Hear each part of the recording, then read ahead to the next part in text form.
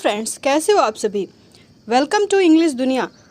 आज हम लोग पढ़ने जा रहे हैं आप लोगों की इंग्लिश पेडागोजी से different approaches and methods of teaching English, जो कि आप लखनऊ यूनिवर्सिटी के स्टूडेंट्स के लिए जो डीएलएड कर रहे हैं उनके सिलेबस में भी है और सीएसजेएमयू के बीएड सेकेंड सेमेस्टर के स्टूडेंट्स के लिए भी इम्पॉर्टेंट है। तो चलिए डिस्कस करते हैं different approach and methods of teaching English. So इससे पहले इस वीडियो को स्टार्ट करें, एक बार साथ में कहते हैं इंग्लिश दुनिया में आए हैं तो कुछ सीख के जाना है बाहरी दुनिया में अगर आपको सफलता पाना है। और एक बात आपको ये भी बता देना चाहते हैं कि हमारा जो टेलीग्राम का लिंक है वो आपको डिस्क्रिप्शन बॉक्स में मिल जाएगा। आप वहाँ से जा करके टेलीग्राम चैनल को, इंग्लिश दुनिया नाम से टेलीग्राम चैनल है, आप उसको ज्वाइन कर सकते हैं। वहाँ पे आपको अगर इनकी पीडीएफ चाहिए तो इनकी पीडीएफ भी मिल जाएंगी। तो चलिए स्टार्ट करते हैं और डिस्कस करते हैं अपने इस टॉपिक को, different approach and methods of teaching English. जैसे कि मान लीजिए आप इंडिया में रहते हो तो आपकी मदर टंग क्या है? हिंदी है ना। आप हिंदी स्पीकिंग हो या अदर कोई लैंग्वेज, जैसे मान लीजिए गुजराती, मराठी, इस टाइप की अदर कोई लैंग्वेज बोलते हो, ठीक है। लेकिन आपको कोई दूसरी लैंग्वेज सीखना है, मान लीजिए आपको इंग्लिश सीखना है, तो इंग्लिश आपकी टारगेट लैंग्वेज हो गई, ठीक है। मदर टंग आपकी, जिस नेटिव कंट्री में आप रहते हो वहाँ की जो भाषा बोलते हो वो आपकी क्या हो गई? वो आपकी मदर टंग हो गई। और जिस लैंग्वेज को आप सीखना चाहते हो, आप बाहरी लैंग्वेज को सीखना चाहते हो, उसको हम क्या कहते हैं? टारगेट लैंग्वेज कहते हैं, ठीक है। तो यहाँ पे हम बात करेंगे कि टारगेट लैंग्वेज को कैसे सीखा जाता है। उसको सिखाने के कई तरीके होते हैं, अलग अलग पीपल अलग अलग तरीक़ों को यूज़ करके आपकी टारगेट लैंग्वेज आपको सिखाते हैं। तो हम थ्योरी थोड़ी सी डिस्कस करेंगे, कॉन्सेप्ट को समझेंगे ताकि आपको एमसीक्यूज़ करने में आसानी हो जाए। तो यहाँ पे चाहे आपका पेपर एमसीक्यूज़ वाला हो, ऑब्जेक्टिव हो, या आपका पेपर डिस्क्रिप्टिव हो, आप दोनों ही तरह के पेपर को सॉल्व करने के लिए एलिजिबल होंगे। तो चलिए पढ़ते हैं। पहला जो मेथड हमको बताया गया है वो हमारा है ग्रामर ट्रांसलेशन मेथड का, ठीक है। तो जो ग्रामर ट्रांसलेशन मेथड है, इसकी खासियत क्या है कि ये सबसे ओल्डेस्ट मेथड है, ठीक है। Oldest method of teaching English in India, इसको ध्यान रखिएगा। सबसे पुराना मेथड इंग्लिश टीचिंग का अगर कोई है तो वो है ग्रामर ट्रांसलेशन मेथड। नेक्स्ट अगर हम इसकी बात करें तो इसको क्लासिकल मेथड और ट्रेडिशनल मेथड के नाम से भी जाना जाता है। तो किस मेथड को क्लासिकल और ट्रेडिशनल मेथड के नाम से जाना जाता है? तो हमारे ग्रामर ट्रांसलेशन मेथड को जाना जाता है। Classes are taught in the mother tongue with little active use of the target language. यहाँ पे जो आपकी क्लासेस होती हैं उसमें मेन फोकस आपकी मदर टंग का ही होता है। मान लीजिए आप भारत में रहते हो, आप हिंदी बोलते हो, तो हिंदी को मेन ही रखा जाता है। थोड़ा बहुत आपके टारगेट लैंग्वेज यानी इंग्लिश का यूज़ इसमें किया जाता है। मेनली फोकस ये होता है कि जैसे आपको एक ट्रांसलेशन दे दिया गया, रामगढ़ जाता है, तो आप क्या करेंगे? उसको इंग्लिश में ट्रांसलेट करेंगे। लेकिन यहाँ पे कम्युनिकेशन बिल्कुल नहीं होता, इंग्लिश कम्युनिकेशन आपका वीक पड़ जाता है। आपको अगर कोई सेंटेंस दे दिया जाएगा, आप उसको इंग्लिश में कन्वर्ट तो कर लोगे, लेकिन अगर कहीं बोलना पड़ जाएगा तो स्पीकिंग पर, कम्युनिकेशन पर ध्यान नहीं दिया जाता है, सिर्फ और सिर्फ ट्रांसलेट करने पर ध्यान दिया जाता है। तो हिंदी का यूज़ ज़्यादा होता है और इंग्लिश का कम होता है। नेक्स्ट है beginning with the key skills of reading and grammar, much of vocabulary is taught in the form of list of isolated word. यहाँ पे एक अच्छी बात यह है कि आपकी जो वोकैब सेक्शन होगा वो अच्छे से मजबूत हो जाएगा, वो स्ट्रांग हो जाएगा, क्योंकि जब आप ट्रांसलेशन करते हो तो नए नए वर्ड्स आपके सामने आते हैं और आप उनकी इंग्लिश को यूज़ करते हो, तो वोकैब आपका मजबूत हो जाएगा। तो वोकैब पर ही फोकस करके चलता है, ठीक है। आई होप कि समझ में आया होगा। नेक्स्ट टॉपिक पे चलते हैं, जो कि हमारा है डायरेक्ट मेथड। सेकंड है direct method. It is also known as natural और रिफॉर्म्ड मेथड। इसको नेचुरल और रिफॉर्म्ड मेथड भी कहते हैं, इस बात को ध्यान रखिएगा। नेक्स्ट कहा गया है कि ये अपोजिट ऑफ जीटीएम। जीटीएम से बिल्कुल, यानी जीटीएम मतलब ग्रामर ट्रांसलेशन मेथड, शॉर्ट में भी पूछा जा सकता है फुल फॉर्म के लिए, तो ध्यान रखिएगा। तो ग्रामर ट्रांसलेशन मेथड आपका जो है ये उसके बिल्कुल अपोजिट है। ग्रामर ट्रांसलेशन पे कम्युनिकेशन पे ध्यान नहीं दिया जाता था, स्पीकिंग पे ध्यान नहीं दिया जाता था, बल्कि क्या होता था, हिंदी पे ज़्यादा, जो आपकी मदर टंग है उस पर ज़्यादा फोकस किया जाता था और टारगेट लैंग्वेज पे कम फोकस किया जाता था।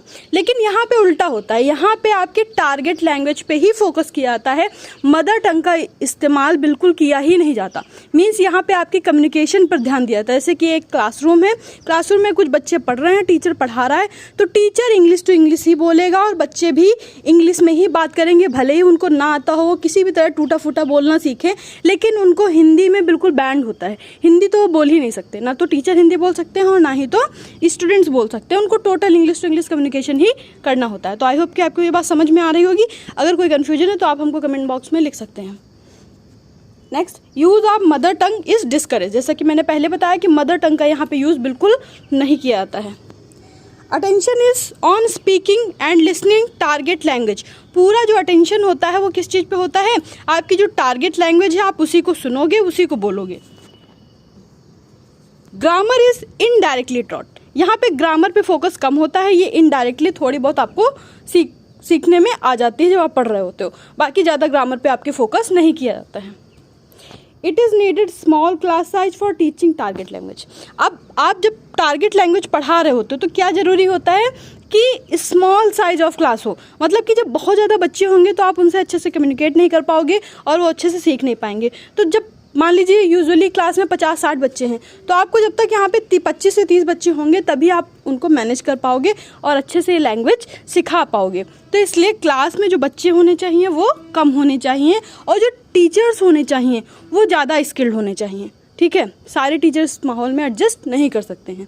ठीक, जैसे कि आपकी स्पीकिंग क्लासेस में होता है, आप स्पीकिंग क्लास करने जाते हो इंग्लिश की, तो वहाँ पे क्या होता है, आपकी कम्युनिकेशन पे फोकस किया जाता है, आपके बोलने पे फोकस किया जाता है, ना कि आपके ग्रामर पे फोकस किया जाता है। वहाँ पे आपको ग्रामर नहीं इम्प्रूव कराते हैं, ग्रामर और स्ट्रक्चर तो आप पढ़ के आए हो, वहाँ पे क्या किया जाता है, आप बोलने पे फोकस किया जाता है। ठीक है, तो बिल्कुल सेम वैसे ही all focus is on communicating only target language. समझ में आया? नेक्स्ट आते हैं तो है डॉक्टर वेस्ट्स न्यू मेथड। अब ये डॉक्टर वेस्ट का दिया हुआ एक मेथड है। It was introduced by doctor Michael West. ठीक है, ये इनका पूरा नाम है। शॉर्ट में पूछा जा सकता है कि जो न्यू मेथड था तो वो किसने दिया था, तो डॉक्टर वेस्ट ने दिया था। ठीक है, it was against the direct method. ये जो डायरेक्ट मेथड है उसके अगेंस्ट है। ठीक है, डायरेक्ट मेथड के अगेंस्ट है। इसमें क्या होता है, it was against the direct method, focus on silent reading. यहाँ पे बच्चे के ना तो लिसनिंग पे, ना तो स्पीकिंग पे ध्यान दिया जाता है और ना ही तो बच्चे के राइटिंग पे ध्यान दिया जाता है, ना ही तो ग्रामर पे और ना ही तो कम्युनिकेशन पे ध्यान दिया जाता है। इसमें क्या, किस चीज़ पे ध्यान दिया जाता है, रीडिंग पर ध्यान दिया जाता है। जैसे कि आपको कोई इंग्लिश का जो टारगेट लैंग्वेज है उसका चैप्टर दे दिया गया, आप उसको बोल बोल के या ऐसे ही मन में उसको पढ़ रहे हो बार बार। ठीक है, तो पढ़ते वक्त आपके दिमाग में कुछ वर्ड्स आ रहे हैं, आप उनको देख रहे हो, समझ रहे हो, तो इस तरह से मेनली किस चीज़ पे फोकस किया जाता है, रीडिंग पर फोकस किया जाता है। ठीक है, तो ये दिया है डॉक्टर वेस्ट ने। It favours judicious use of mother tongue, it ignore the skill of listening. यहाँ पे ना तो आपकी लिसनिंग पर ध्यान दिया जाता है, ना ही तो स्पीकिंग पर, ना ही तो राइटिंग पर। ध्यान सिर्फ किस पे दिया जाता है, तो वो आपकी रीडिंग पर ध्यान दिया जाता है, रीडिंग पर फोकस किया जाता है। तो बात समझ में आई? देखिए, इनमें अंतर करना ध्यान रखिएगा, क्योंकि यहीं से आपके जो MCQs हैं वो बनेंगे और पेपर में 3 से 4 MCQs तो इससे बनेंगे, तो इसको अच्छे से पढ़ के चलिएगा। नेक्स्ट आपका जो आता है वो आता है बाइलिंगुअल मेथड। ठीक है, बाइलिंगुअल मेथड, बाइलिंगुअल का मतलब क्या होता है, बाइलिंगुअल मतलब 2 भाषाएं। ठीक है, 2 भाषाएं, जब आप 2 भाषाएं बोलते हो या 2 से अधिक तो आपको बाइलिंगुअल कहा जाता है, इसे 2 भाषाओं के लिए लिया जाता है। It was developed by C.J. Dodson. ठीक है, तो बाइलिंगुअल मेथड किसके द्वारा डेवलप किया गया था, तो C.J. डॉटसन। तो पहला तो MCQs बनने का यहीं से चांस है, पहला क्वेश्चन आपका किससे बन सकता है, इससे कि ये बाइलिंगुअल मेथड किसने दिया था, तो C.J. डॉटसन ने दिया था। उसके बाद अगर हम बात करें, the help of mother tongue is also taken here along with the target language. यहाँ पे टारगेट लैंग्वेज के साथ साथ मदर टंग का भी यूज़ किया जाता है, उसकी भी हेल्प ली जाती है। लेकिन कैसे यूज़ किया जाता है, बच्चा मदर टंग का यूज़ नहीं करता है, टीचर जहाँ ज़रूरी होता है, जहाँ आवश्यक समझता है, वहाँ पर बच्चों को कॉन्सेप्ट एक्सप्लेन करने के लिए, मान लीजिए वो टारगेट लैंग्वेज में पढ़ा रहा है, बच्चे टारगेट लैंग्वेज में पढ़ रहे हैं, लेकिन कहीं कोई ऐसा एक्सप्लेनेशन फंसा जहाँ पे लग रहा है कि उसको बच्चों को समझ में नहीं आ रहा है, तो वहाँ पे जो टीचर है वो अपनी मदर टंग का यूज़ करके बच्चे को समझाने का प्रयास करता है और उसके बाद फिर से टारगेट लैंग्वेज का यूज़ करता है। Children are not allowed to use mother tongue. Teacher uses it when needed. है ना। चिल्ड्रन को अलाउड नहीं होता है कि वो मदर टंग का यूज़ करें, टीचर ही जहाँ पे उसको आवश्यक लगता है इसका यूज़ करता है। उसके बाद इसको सैंडविच टेक्निक भी कहते हैं, ठीक है। कौन सी टेक्निक कहते हैं? Sandwich technique. सैंडविच टेक्निक में क्यों कहते हैं?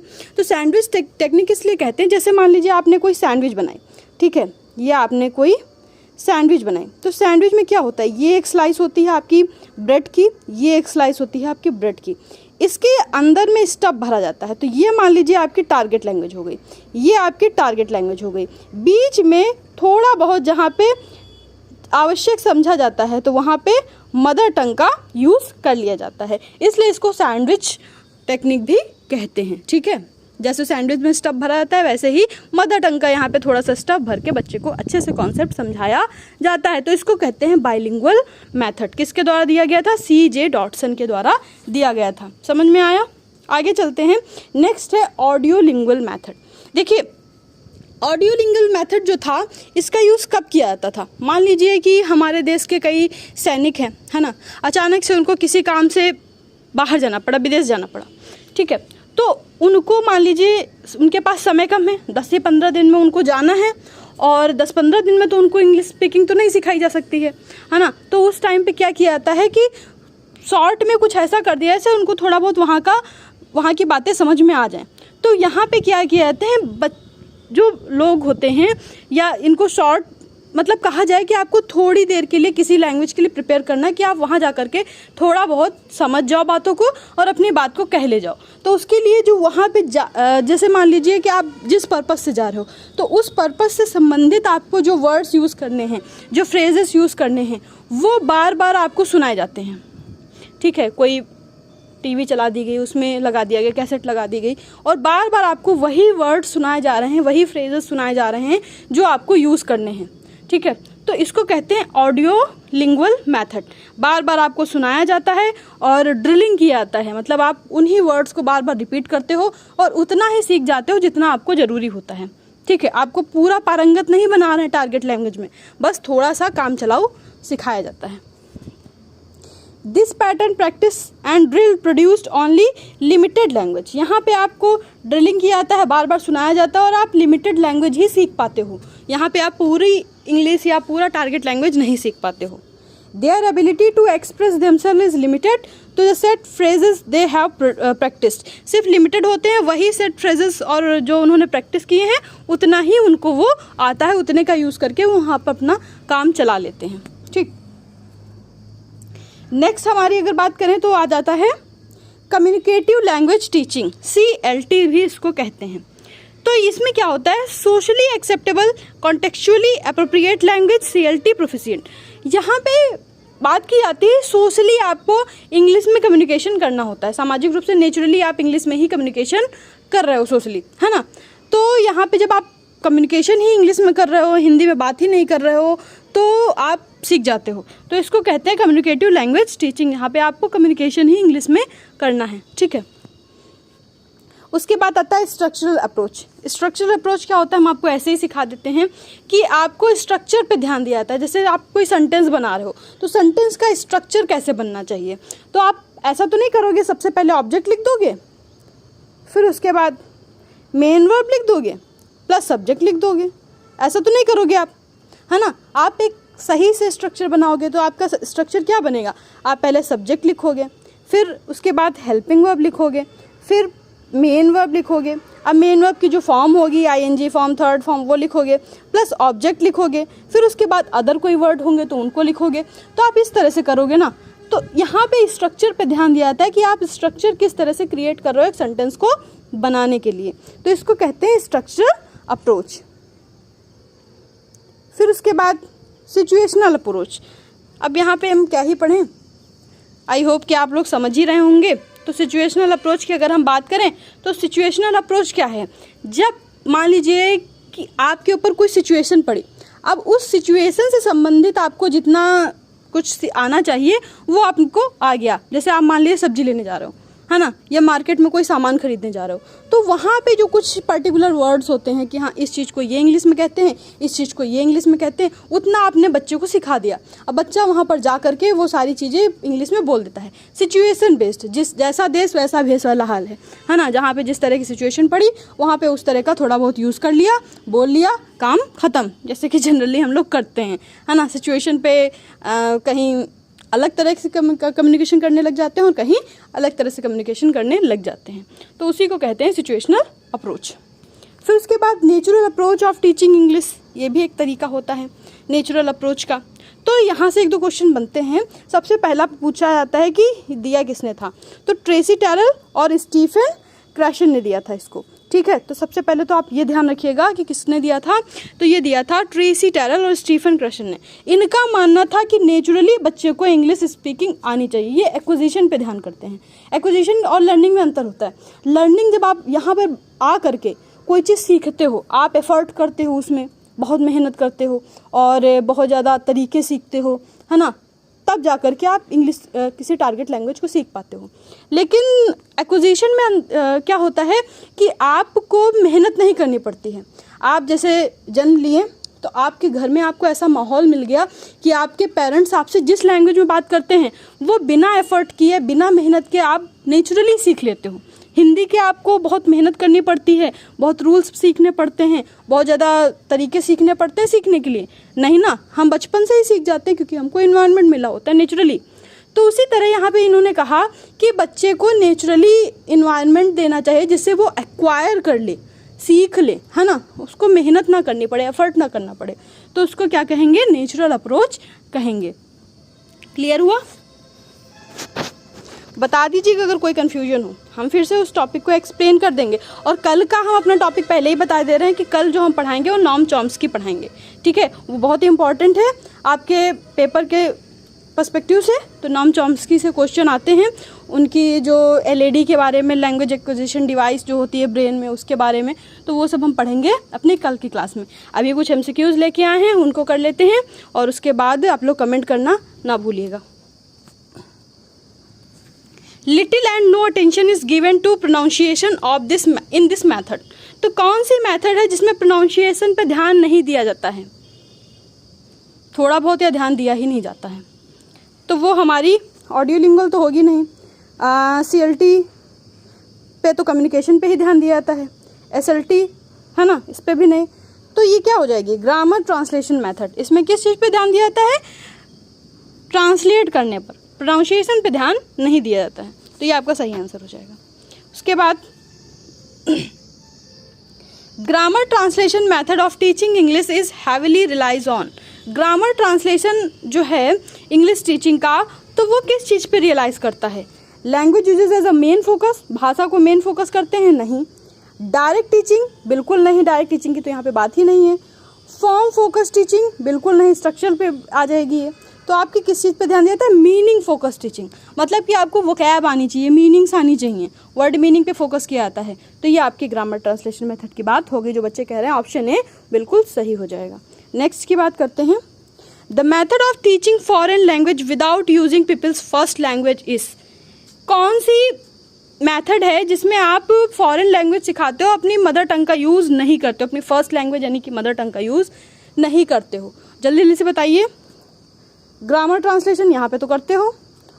ओल्ड मेथड किसको कहते हैं, तो ग्रामर ट्रांसलेशन मेथड को ही कहते हैं मैम। क्लासिकल मेथड ये भी नहीं होगा, तो ऑप्शन क्या हो जाएगा आपका, डायरेक्ट मेथड। इसमें क्या होता है, आपके मेनली टारगेट लैंग्वेज पे ही फोकस किया जाता है, उसी में कम्युनिकेशन होता है और मदर टंग का यूज़ नहीं होता है। नेक्स्ट अगर हम बात करें, communicative language teaching replaced by. जो कम्युनिकेटिव लैंग्वेज टीचिंग है उसको किसने रिप्लेस किया, तो उसको स्ट्रक्चरल टीचिंग ने रिप्लेस किया। उसके बाद नेक्स्ट की अगर हम बात करें, which of the following method approach advocate linguistic competence and performance. Competition पे कौन ध्यान देता है, तो कंपटीशन पे आपकी कम्युनिकेटिव अप्रोच ध्यान देती है, ठीक है। यहाँ पे आपको सोशली एनवायरनमेंट मिलता है, आप वहाँ पे बातें करते हो, कंपटीशन होता है आपस में, तब जा कर के आप कंपटीशन के चक्कर में सीखते हो। तो ये हो गई आपकी 5 MCQs। अब यहाँ पे हम अभी देखेंगे, पहले अपना कोर्स कंप्लीट करा दें, ठीक है, आपको कॉन्सेप्ट समझा दें, उसके बाद पेपर के 1-2 दिन पहले अगर हमको लगेगा तो हम आपके MCQs की जो क्लासेस हैं पर्टिकुलर वो भी करवा देंगे। लेकिन उससे पहले जब हम सारे कॉन्सेप्ट क्लियर कर देंगे तो आपको उसके आंसर देने में अच्छा लगेगा, क्योंकि आपके उसके आंसर जेन्युइनली आते होंगे, रटे हुए नहीं होंगे, आप अंदर से आंसर दे पाओगे, ठीक है। तो आई होप कि आप सभी को क्लास समझ में आई होगी। लाइक, शेयर और सब्सक्राइब करना ना भूलिएगा। Thanks for watching. Like, share and subscribe. Okay, take care, good bye.